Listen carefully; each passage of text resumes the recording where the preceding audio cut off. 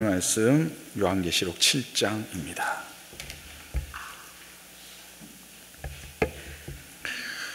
요한계시록 7장 1절로 17절까지 보도록 하겠습니다. 좀 길지만 한 절씩 교독하도록 하겠습니다.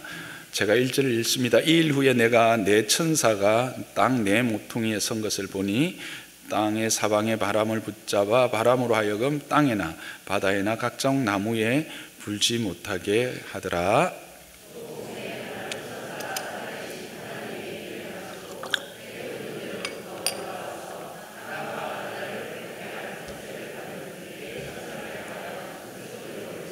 이르되 우리 하나님의 종들의 이마에 인치기까지 땅이나 바다나 나무들을 해하지 말라 하더라.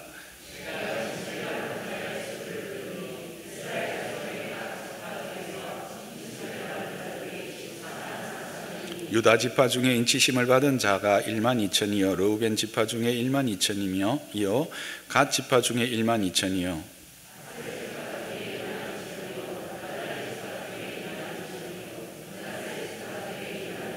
시므온 지파 중에 12,000이요 레위 지파 중에 12,000이요 이사갈 지파 중에 12,000이요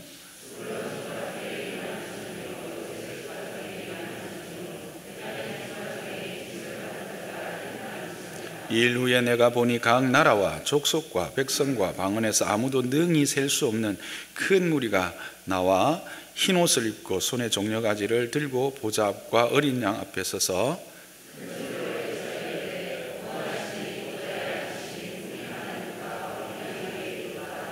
모든 천사가 보좌와 장로들과 내생물의 주위에 서 있다가 보좌 앞에 엎드려 얼굴을 대고 하나님께 경배하여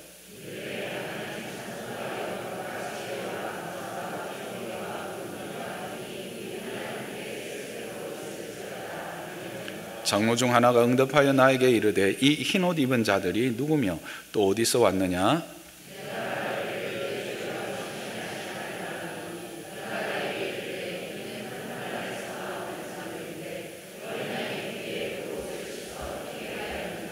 그러므로 그들이 하나님의 보좌 앞에 있고 또 그의 성전에서 밤낮 하나님을 섬김에 보좌에 앉으신 이가 그들을 위해 장막을 치시리니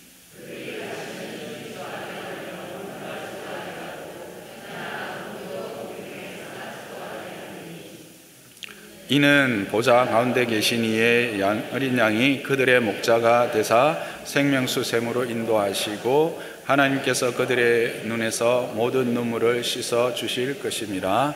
아멘. 우리는 지난주에 여섯째 인에 함께 참여해 보았습니다. 여섯째 인을 뗄 때 천지개벽이 일어났습니다.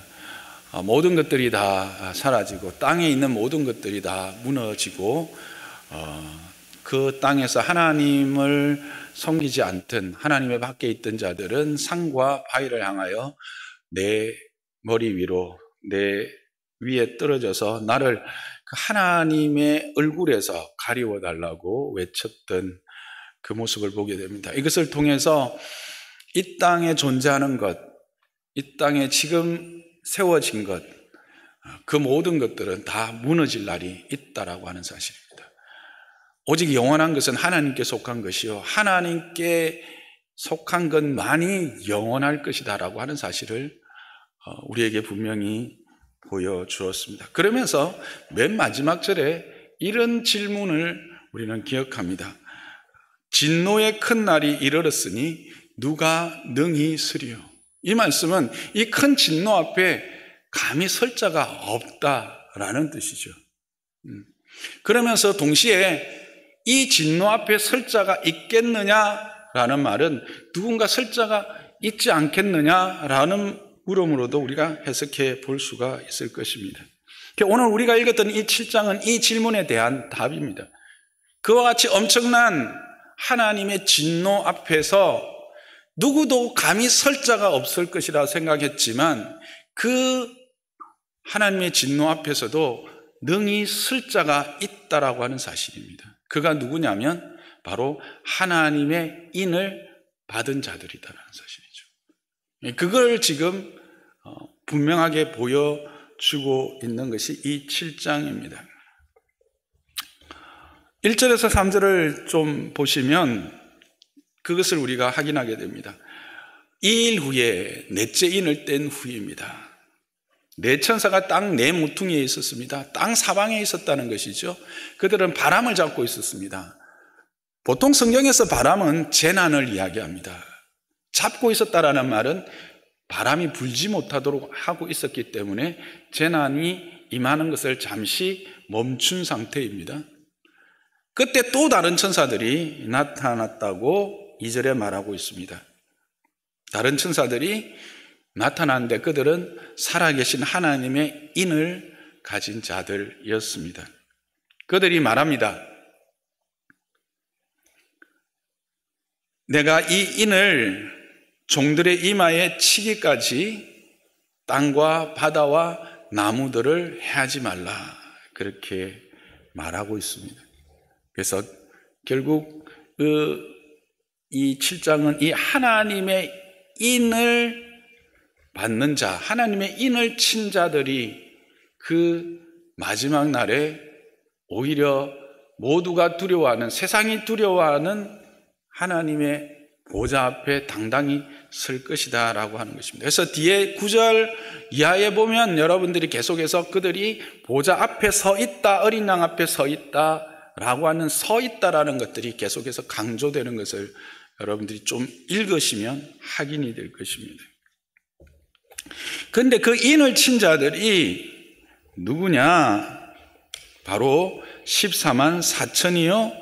또 그들은 각 나라와 방언과 족속에서 부름을 받은 셀 수 없는 큰 무리다 라고 오늘 성경은 이야기하고 있습니다. 4절과 9절입니다. 그래서 그 인을 받은 자들이 14만 4천인데 이들은 이스라엘 자손으로 표현되어지고 있습니다. 그리고 9절에는 능히 셀 수 없는 큰 무리로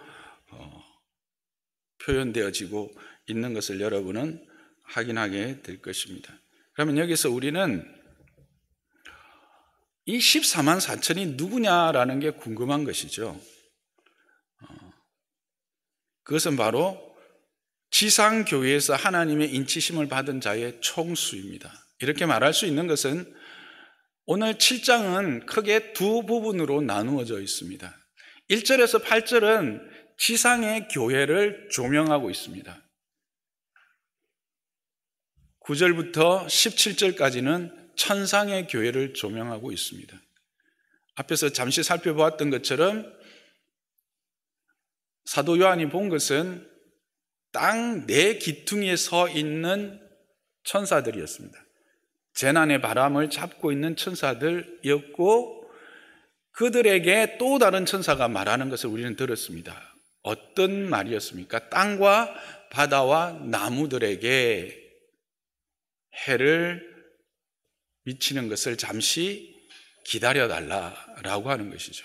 그래서 1절에서 8절은 바로 지상의 교회의 모습인데 그 지상에서 하나님의 인을 받은 자들을 누구로 표현하고 있는가? 이스라엘로 표현하고 있고 그 이스라엘은 14만 4천이다 라고 하는 것입니다. 그런데 이 14만 4천은 딱 14만 4천 명인가? 이것은 상징적인 표현이다 라는 것을 오늘 9절 이하에서 말하고 있습니다. 이 14만 4천은 9절에 보면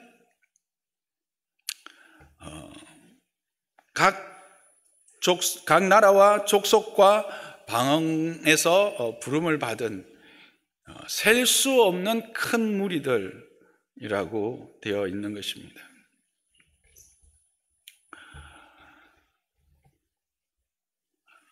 그러면 이제 조금 더 구체적으로 질문이 됩니다. 이 14만 4천이 이스라엘인데 이 이스라엘로 표현되고 있는 이 이스라엘은 그러면 구약 백성들만을 말하는 것인가? 구체적으로 이 14만 4천은 누구인가 하는 거죠. 이것에 답하기 위해서는 먼저 5절부터 8절에 나와 있는 이 각 이스라엘 12지파에 대한 소개를 살펴보아야 합니다. 우리는 이스라엘은 12지파다라는 것들은 다 압니다. 그래서 그냥 거기 보면 유다지파에서 쭉쭉쭉 이름하니까 12지파가 다 언급되어 있네 하는데 특징이 있습니다. 보통 구약에서 이스라엘 지파를 나열할 때 가장 앞서 불려지는 지파는 어떤 지파입니까? 르우벤입니다. 르우벤이 장자이잖아요. 그래서 보통 르우벤으로부터 시작해서 이렇게 배치가 되어 있는데 오늘 본문은 어떻게 되어 있습니까, 여러분? 유다 지파가 맨 앞에 나오고 있습니다. 즉 여기에 언급되어져 있는 이 이스라엘은 우리가 5장 5절에서 확인했던 그 다윗의 뿌리, 유다 지파 다윗의 뿌리에서 뿌리인 그 어린 양, 이기신 어린 양으로 말미암아 새롭게 형성되어진 이스라엘이라고 하는 것을 우리에게 말해주고 있는 것입니다. 즉 신약에 구원받은 백성들이 함께 포함되어진 새 이스라엘이라고 하는 것이죠. 이것을 뒷받침하는 그 증거들이 에브라임 지파가 이 12지파 안에 없는 것을 보게 됩니다. 보통 요셉은 없고 에브라임과 므낫세라고 이렇게 해서 두 지파가 함께 들어가는데 여러분들이 집에 가서 천천히 읽어보시면 이 12지파 안에는 에브라임이 빠지고 오히려 요셉이 들어갑니다. 그런데 므낫세는 그대로 있습니다. 이게 뭘 의미하는 걸까? 여러분이 성경을 읽다 보면, 특히 구약을 읽다 보면 에브라임아 에브라임아 하면서 하나님이 너가 어떻게 해서 내게 그렇게 할 수 있느냐라고 탄식하면서 그 이름을 부르는 구절들을 자주 접하게 될 겁니다. 에브라임은 바로 북이스라엘을 대표하는 지파입니다. 그리고 그 북이스라엘은 하나님을 떠나고 하나님이 가장 가증히 여기는 우상을 섬기는 일을 앞장섰던 지파입니다.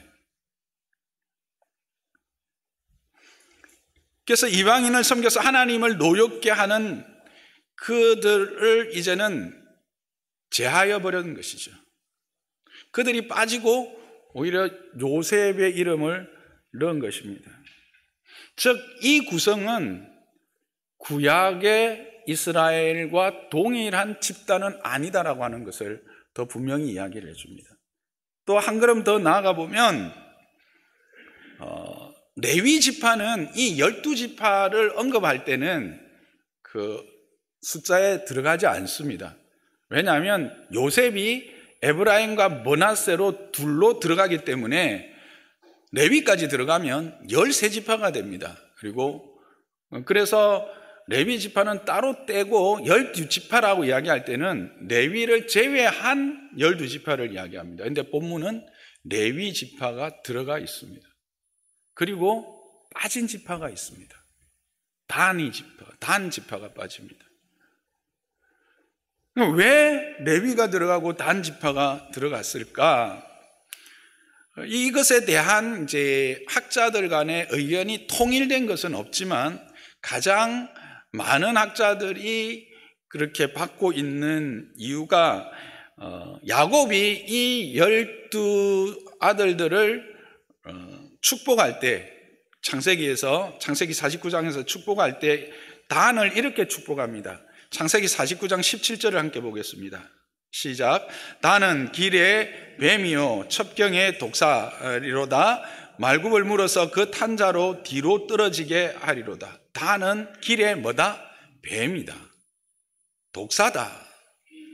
말굽을 물어서 그 탄자로 뒤로 떨어지게 하리라.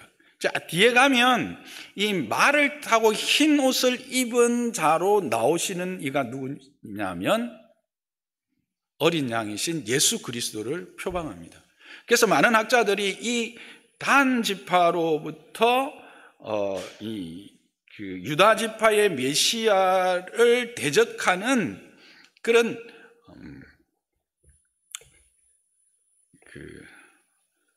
적 그리스도가 나왔기 때문에 이 단 지파가 빠지고 대신 레위 지파가 들어갔다라고 이야기를 합니다.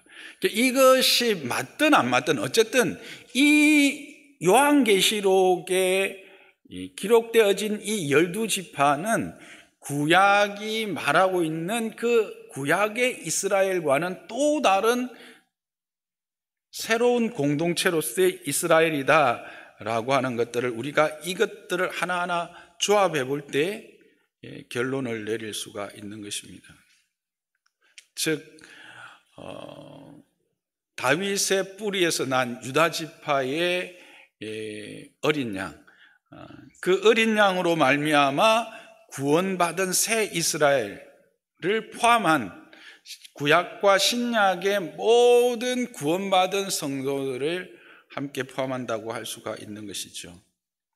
이렇게 말하는 것은 신약에서도 분명히 그 그리스도로 말미암는 새로운 아브라함의 후손이 있음을 이야기하고 있는 것입니다.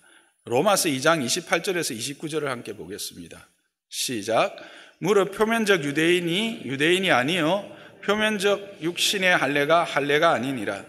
오직 이면적 유대인이 유대인이며 할례는 마음에 알지니 영에 있고 율법 조문에 있지 아니하는 것이라. 그 칭찬이 사람에게서가 아니요 다만 하나님에게서니라.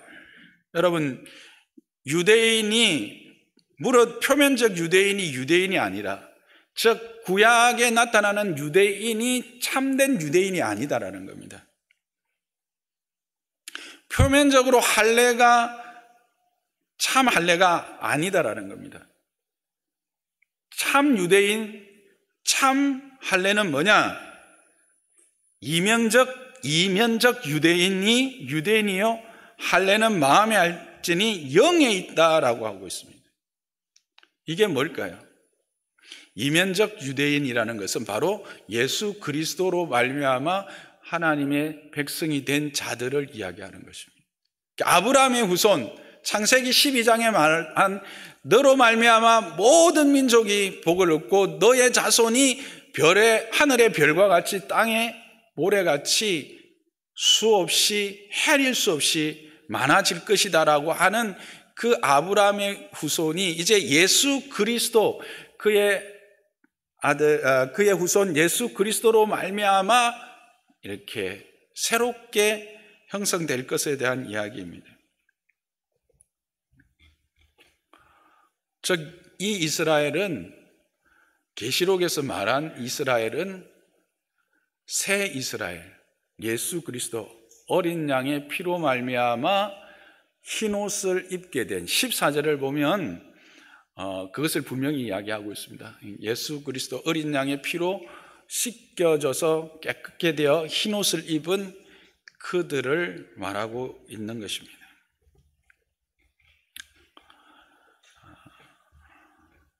그러니까 우리가 여기서 제가 지금 이야기하려고 하는 핵심이 뭔지를 여러분 잘 이해를 하셨으리라 생각합니다. 세상 사람들은, 특히 이단들은 이 14만 4천에 집중하고 이 14만 4천이라는 숫자에 집중하고 있다라고 하는 겁니다. 그런데 이 14만 4천은 14만 4천이라고 하는 숫자적 의미가 아니라 이것은 바로 하나님의 구원받은 백성의 총수를 말하는 것뿐이라는 거예요. 그것은 앞에 살펴본 것처럼 9절에서 그들이 누군가를 분명히 설명하고 있기 때문인 것입니다. 그래서 이 이단들은 자꾸 이 14만 4천을 가지고 14만 3천이니까 1000명이 더 필요하다 뭐 이렇게 이야기하고 14만 5천이니까 지금 1000명이 이제는 남아도니까 여러분들은 그 14만 4천 안에 들기 위해서 더 헌신하고 더 해야 된다 이렇게 미혹하고 사람들을 홀리는 거죠. 근데 여러분, 하나님의 능력이 14만 4천 한 명은 구원을 못하는 겁니까? 그런 숫자 노름이 아니다라는 것을 여러분 분명히 아시기를 바랍니다. 이단들은 자꾸 이것을 가지고, 이 수를 가지고 사람들을 협박하고 두렵게 해서 막 몰아갑니다. 이 신천지뿐만 아닙니다. 여호와의 증인도 그렇고요. 솔직히 이단인 모든 그런 이단들, 이 14만 4천을 가지고 우리만 이 14만 4천 안에 들어갈 수 있는 유일한 길이다라고 하는, JM에서도 14만 4천 이야기 하는지 모르겠는데 뭐 할 거예요. 어쨌든 우리만이다. 뭐 아가동산도 그렇고 뭐 그런 이단들은 다 그렇게 하는 거예요. 하나님 나라는 그런 나라가 아닙니다. 하나님의 나라는 충만한 나라입니다. 그래서 14만 4천을 많은 학자들은 12 곱하기 12, 신약의 12사도와 구약의 12지파를 곱하고 거기에 가장 충만한 숫자 1000을 곱한 것이 14만 4천이다 그렇게 말합니다. 이 시대에 1세기 때의 가장 큰 숫자가 뭐냐면 바로 1000이었습니다. 그래서 여러분 군대를 이렇게 조직할 때 보면 100부장이 있고 1000부장이 있습니다. 근데 만부장이라는 말 들어보신 적 있습니까? 없죠. 그래서 그 시대에는 가장 큰 숫자를 대표하는 숫자가 바로 1000이었어요. 요즘은 뭐 조 단위가 나오고 뭐 경도 나오나 뭐 그렇게 하는데 그 당시는 그런 숫자가 언급이 안 됐다는 거예요. 그래서 신약과 구약의 모든 구원받은 성도들의 충만한 숫자, 그게 바로 14만 4천이고 그것을 9절에서는 각 나라와 민족과 족속과 방언에서 구원받은 헤아릴 수 없는 큰 무리다 라고 하는 사실을 여러분 분명히 기억하시기를 바랍니다. 그리고 이 큰 무리는 어디에서부터 왔느냐고 13절에 이렇게 장로가 오히려 요한에게 물어봅니다. 그랬더니 요한이 내가 어떻게 알겠습니까? 당신이 압니다. 이랬더니 그의 답이 14절에 뭐라고 말하고 있습니까? 바로 어린 양의 피로 씻겨진, 깨끗하여진 구원받은 백성이다. 그래서 흰옷을 받은 자들이다 라고 말하고 있는 것입니다. 여러분, 그들의 주장, 이 14만 4천을 가지고 자꾸 여러분들을 협박하고 뭐 그렇게 이야기하는 사람들은 다 이단이라고 생각하십시오. 예수 그리스도를 주로 믿으십니까? 여러분은 예수 그리스도께서 하늘 보좌를 버리고 이 땅에 오신 것을 믿으십니까? 예수님의 십자가의 보혈로 깨끗게 된 것을 믿으십니까? 예수 그리스도의 부활이 여러분의 부활이 된 것을 믿으십니까? 그렇다면 여러분은 흰옷을 받은 자인 것을 믿으시기 바랍니다. 여러분은 바로 이 14만 4천이요, 여러분은 바로 이 셀 수 없는 큰 무리에 들어가 있는 자들이라고 하는 사실입니다. 그것을 지금 말해주고자 하는 것입니다. 핵심은 뭐냐? 이 하나님의 말할 수 없는, 형언할 수 없는 이 큰 재난 앞에도 그 재난과 상관없이 설 수 있는 자가 있다라고 하는 사실을 지금 말해주고자 하는 겁니다. 누구냐? 하나님의 인을 받은 자다라는 것입니다. 하나님의 인도, 어떤 사람들은 이것 가지고 뭐 자기들만이 특별히 주는 어떤 표시가 있다, 이마에 표시가 있다는, 아닙니다. 그것은 심령에 주시는 바 이 믿음입니다. 성령으로 말미암아 우리의 입술을 벌려 예수 그리스도를 주로 고백할 수 있게 하시는 성령의 인치심인 것을 여러분 믿으시기 바랍니다. 그렇게 고백할 수 있는 모든 자가 바로 하나님의 인을 받은 자인 것입니다.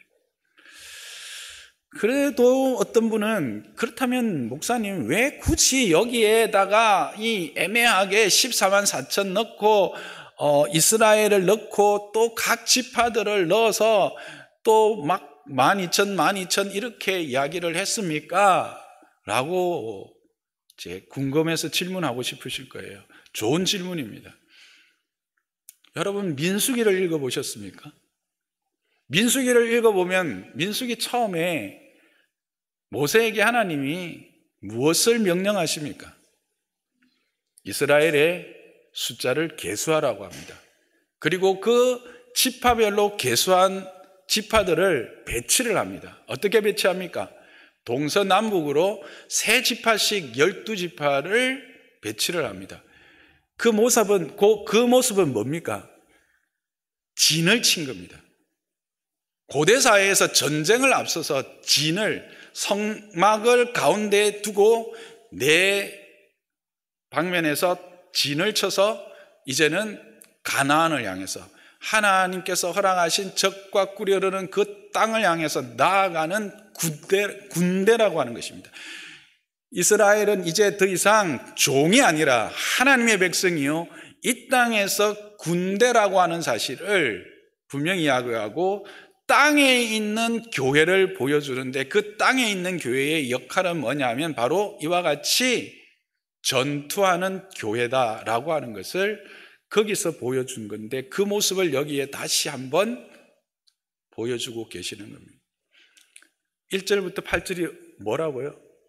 어디를 조명하고 있다고요? 땅을 조명하고 있다고 그랬죠. 그래서 땅에 있는 교회가 어떤 교회인가를 분명히 보여주고 있는 겁니다. 그래서 땅에 있는 교회가 그와 같은 하나님의 군대로서의 역할을 감당하고 그렇게 하나님의 나라와 의를 위해서 살아가면 그들이 결국은 하나님의 나라, 9절 이하에서 나오는 그 천상의 하나님의 보좌 앞에 서는 흰옷 입은 우리가 될 수 있다라고 하는 것을 보여주고자 하는 것입니다. 그래서 7장을 통해서 보여주시려고 하는 주제는 바로 이것입니다. 하나님의 인을 받은 자들이 누구이며, 그들은 이 땅에서 어떠한 삶을 살아가며, 그들은 천상에서 어떠한 하나님의 은혜를 입게 되느냐, 하늘에서 그들은 또 어떤 삶을 살게 되느냐라는 것을 보여주시는 것입니다. 하나님께서 그들을 어떤 존재로 부르셨고 또 이미 그들에게 허락한 것이 무엇이며, 장차 그들을 위해서 예배한 하나님의 그 예배하심이 얼마나 크고 영광스럽고 존귀한 것인가를 보여주시는 것입니다. 그래서 14절 이하에 그들이 그와 같은 하나님 앞에서 영광스러운 찬양을 올려드릴 때 하나님은 그들을 위해서 어떤 일을 베푸십니까? 그들을 위해서 장막을 치십니다. 하나님이 그들 위해 하나님의 장막을 치고 그들이 이제 다시는 줄이지 않게 되고 그들이 다시는 이제 해를 당하지 않게 되고 그들의 눈에서 눈물을 제하여 버리는 은혜를 입게 된다라고 하는 사실을 말해주고 있습니다. 왜 이런 말씀을 할까요? 그들이 지금 처해 있는 형편을 우리는 생각해야 합니다. 이 요한계시록을 처음 받고 있는 1세기의 성도들의 자리로 돌아가 봐야 합니다. 그리고 이 요한계시록을 처음부터 읽고 있는 저와 여러분들에게도 동일합니다. 요한계시록 읽으면 이제 인을 떼기 시작하는데 유혹이 있고 기근이 있고 전쟁이 있고 죽음이 있습니다. 그리고는 하나님의 심판으로 땅에 있는 모든 것들이 사라져버립니다. 현실을 보니까 현실에서도 그것들이 나타나는 거예요. 얼마나 두렵겠어요. 7장이 기록되지 않은 것을 여러분 생각해야 됩니다. 7장이 이미 기록된 게 아니에요. 6장까지의 현상을 딱 보십시오. 여러분이 7장이 없었다면, 만일 요한계시록이 6장으로 딱 끝나버렸다면 요한계시록을 읽는 사람, 모든 사람들은 두려움에 떨고 어떻게 할지 몰라 방황하게 될 것입니다. 그런 그들에게 말합니다. 이 진노 가운데서도 그 어린 양과 보좌 앞에서 당당히 설 자들이 있다는 겁니다. 당당히 설 뿐만 아니라 거기에 서서 하나님을 향하여서 그 원하심이 보좌에 앉으신 우리 하나님과 어린 양께 있도다. 구원하심이 보좌에 앉으신 우리 하나님과 어린 양께 있도다. 이런 찬양이, 수많은 물소리와 같은 이런 찬양이 올려지며 그 영광 가운데 그 보좌를 향하여 당당하게 서 있는 그런 무리가 있다라는 것을, 그것이 바로 예수 그리스도로 말미암아 인치심을 받은 너희라는 것을 말씀하고자 하는 것입니다. 그러므로 두려워하지 말라는 것입니다. 흰 말이 나타나서 유혹을 하든지 붉은 말이 나타나서 우리를 세상의 모든 것으로부터 배척하고 우리가 그래서 광야를 살고 땅굴에 들어가서 살 수밖에 없든지, 기근이 일어나가지고 한 끼 양식을 위해서 우리가 아무리 애쓰고 노력해도 겨우 우리의 배만 채우게 되든지, 아니면 죽음이 우리를 덮어서 그 공포 가운데 있든지, 아니면 마지막 심판이 임하여서 땅에 있는 모든 것들이 사라지든지 두려워 말라는 겁니다. 내가 너희를 지명하여 불렀고 너희는 내 것이라는 겁니다. 그러므로 너희는 나의 영광이요 나의 찬송이 될 것이다라는 겁니다. 그리고 너희를 위해서 내가 장막을 세울 것이다라는 겁니다. 맨션입니다. 맨션. 대한민국에서 맨션은 그냥 이 다세대 주택 같이 이렇게 돼 있어가지고, 그런데 이거는 모든 것들이 완벽하게 구비되어져 있는 거처를 이야기합니다.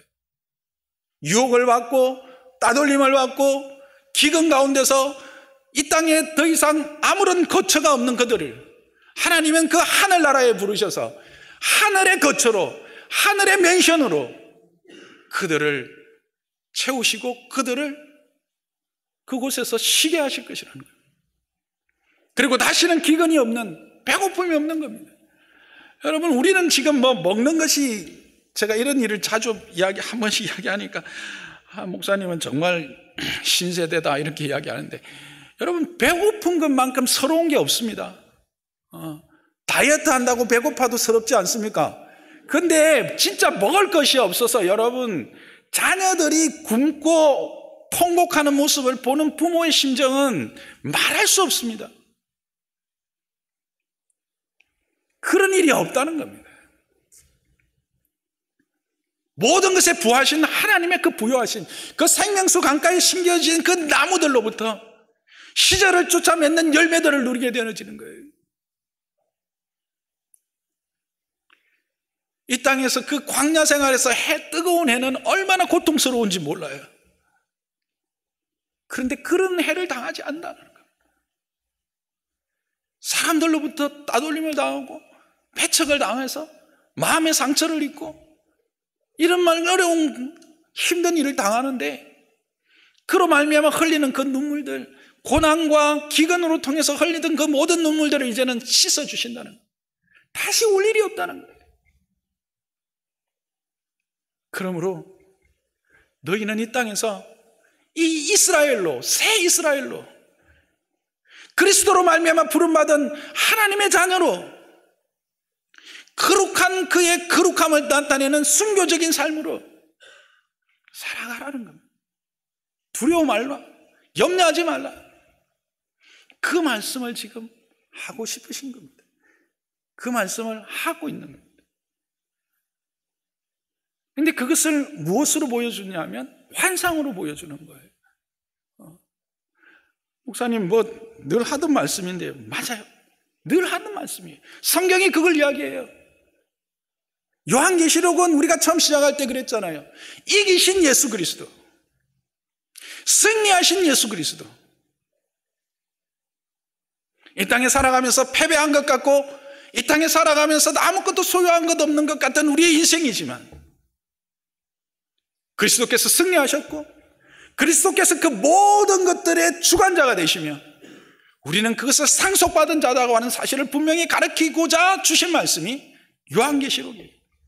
어떤 이들은 이걸 가지고 협박하고 공갈을 치고 그렇게 해서 사람을 위협하지만 전부 다 이단들이에요.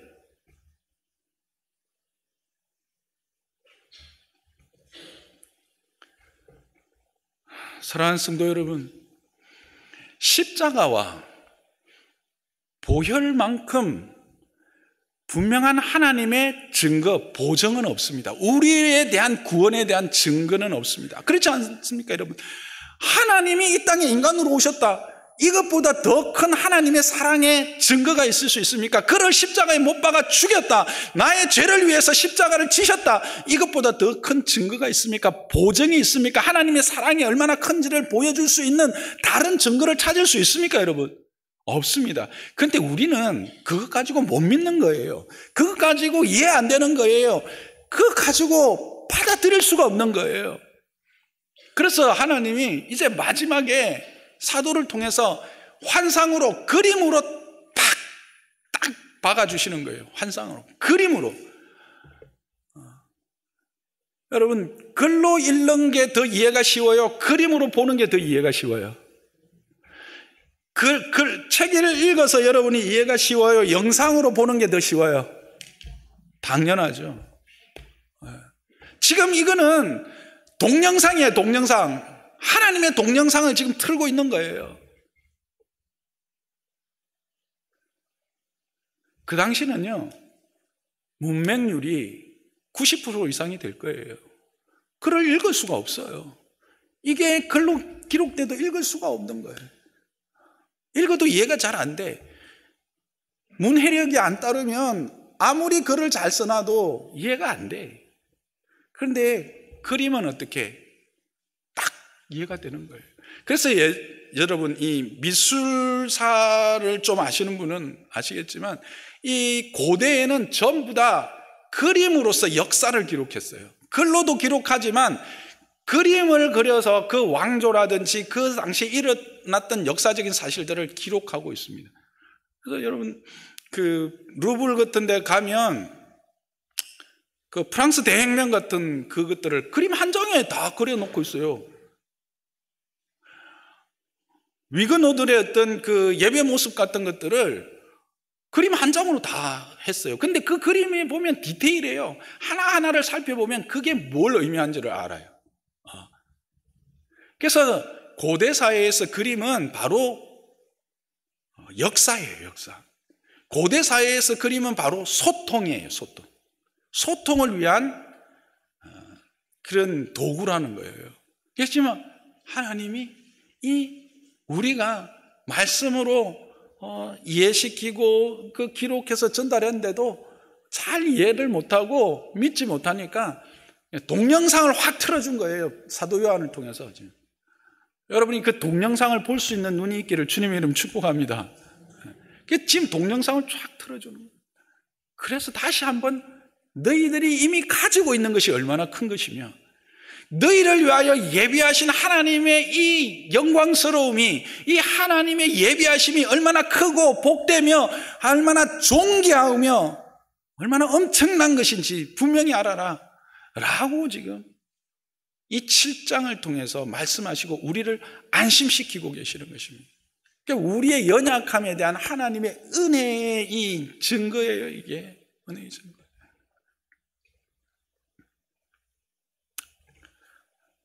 말씀을 정리하겠습니다. 사람들은 자꾸 이 14만 4천이 누구면 뭐 14만 4천 안에 들 것인가 안 들 것인가, 그것 가지고 어떤 이는 협박하고 어떤 이는 그것 때문에 두려워하고, 14만 4천은 그리스도로 말미암아 구원받은 하나님의 백성의 총수라고 하는 사실을 분명히 기억하십시오. 예수 그리스도를 주로 고백하느냐, 지난주에 이야기했던 것처럼 구원의 기준은 단 하나, 예수 그리스도의 십자가와 그의 부활입니다. 그 십자가와 부활을 믿는 모든 자들에게는 하나님이 우리가 상상할 수 없는 놀라운 엄청난 것을 이미 예비하고 계시다라고 하는 사실입니다. 천국은 미래의 일이 아니라 이미 우리에게 허락된 일이요, 이미 우리에게 누려지는 일이라는 사실을 기억하십시오. 그러므로 이 땅에 남은 우리의 믿음의 걸음을 여러분들이 두려움과 염려 가운데 끌려가는 인생이 아니라 소망 가운데 하나님의 그 영광스러운 보좌 앞에서 부를 찬양을 기억하고 그것을 생각하면서 감격 가운데 달려가는 저와 여러분 되시기를 주님의 이름으로 축복합니다. 말씀을 생각하면서 우리 함께 기도하도록 하겠습니다.